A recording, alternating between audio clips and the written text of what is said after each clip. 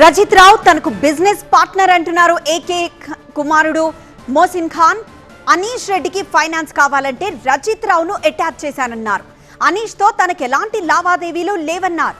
రజిత్ రావుకు నేను 40 లక్షలు ఇచ్చాను, ఆ డబ్బుల సెటిల్మెంట్ కోసమే రజిత్ రావు నా దగ్గరకు వచ్చాడన్నారు. What I understand is, now Rajit Rao garu owes me money. Okay. Anish Reddy owes Rajit Rao money.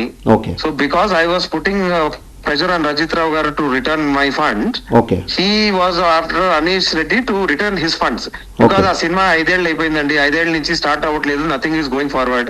Okay. Rajith Rao గారితో అనీష్ రెడ్డి అటాచ్ అయ్యి అసోసియేట్ అయ్యి కూడా 2.5 years అయింది. Okay. Rajith Rao also understood there is no value in the project, ఇంకా చచ్చిపోయిన project అది అని చెప్పి Okay. he wanted his funds back. Okay. So now basically what Anish Reddy is trying to do is Okay. ఆయన రజిత్ రావు గారికి ఇవ్వాల్సిన డబ్బులు ఎక్కొట్టడానికి Okay. నన్ను మధ్యలో తీసుకొచ్చి, because I come from a influential family, Okay. నన్ను కొంచెం పబ్లిక్ లో టార్నిష్ చేస్తే Okay. రజిత్ రావు స్లో అవుతాడేమో, లేదంటే ఏమన్నా వేరే యాంగిల్ లో ఆలోచించి Okay. Is trying to defame me basically Rajith Rao గారికి డబ్బులు కట్టకుండా తప్పించుకోవడానికి ట్రై చేస్తున్నాడు అనీష్ రెడ్డి.